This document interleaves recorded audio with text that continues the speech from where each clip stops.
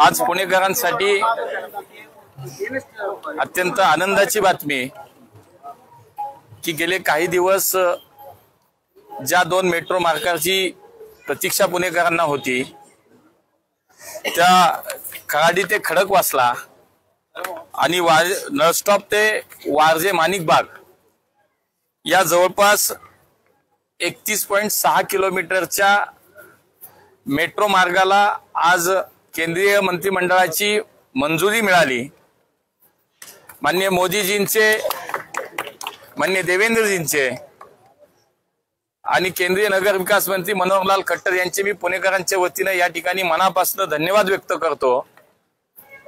पुण्याची मेट्रोची जी काही व्यवस्था आहे, खरं तर मोदीजींनी पुण्यातल्या मेट्रोचं भूमिपूजन केलं आणि आता टप्प्याटप्प्याने या मेट्रो मार्गांचं उद्घाटन होतंय।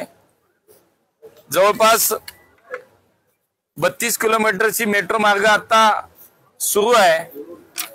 त्यात पुन्हा स्वारगेट ते कात्रज या भुयारी मेट्रो मार्गाचं काम सुरू होतंय। हिंजवडी ते शिवाजीनगर या मेट्रो मार्गाचं काही दिवसात उद्घाटन होतंय। आता त्यात अधिकच्या या 31.6 किलोमीटरचं नव्यानं नेटवर्क आता तयार होईल।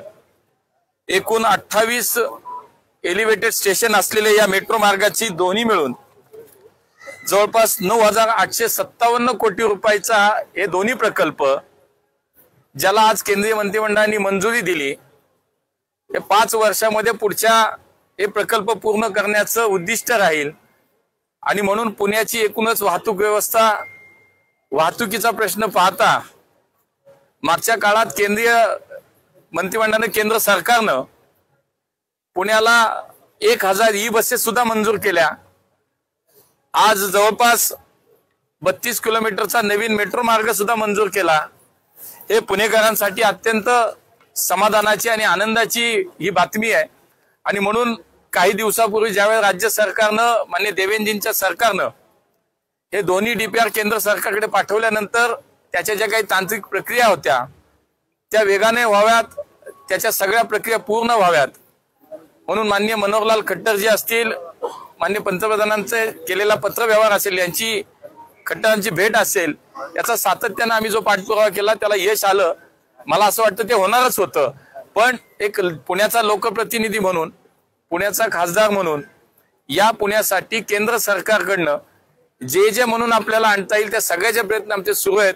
बसेस येत आहेत, नवीन मेट्रो मार्ग होत आहेत, पुण्याच्या अनेक वेगवेगळे प्रकल्प पुण्यामध्ये येत आहेत, रेल्वेचे मार्ग सुरू होतात। Pune Mumbai, Pune Lonavala 3rd and 4th लेनला सुद्धा मंजुरी मिळाली। पुण्यावरनं अनेक वंदे भारत सुरू होत आहेत। म्हणजेच माननीय मोदीजींच्या सरकारचं पुण्यावरती जे विशेष प्रेम आहे आणि जे लक्ष आहे, मला असं वाटतं ते याच्यातून दिसून येतं। पुणेकरांसाठी एक आजची खूप महत्वाची भेट आहे। आज संपूर्ण देशभरामध्ये संविधान सन्मान दिन म्हणून साजरा केला जातोय, तर याच दिवसाचं औचित्य साधत आज माननीय मोदीजींच्या सरकारने पुणेकरांना एक भेट दिली। ह्याचं भूमिपूजन साधारणतः कधीपर्यंत होऊ शकतात? आता याच्या सगळ्या तांत्रिक प्रक्रिया पूर्ण होतील, मंजुरी झाली। आता त्याच्यानंतर त्याची टेंडर प्रक्रियेसाठी ज्या आवश्यक असतील त्या सगळ्या तांत्रिक पूर्तता केल्या जातील आणि लवकरात लवकर त्याचं भूमिपूजन होईल।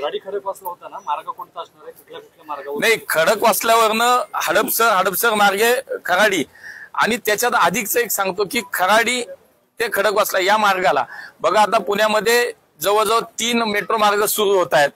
2 तर आधीच सुरू झाले, आता हा चालू होतोय, परत याचा हिंजवडी ते शिवाजीनगर सुद्धा सुरू होतंय।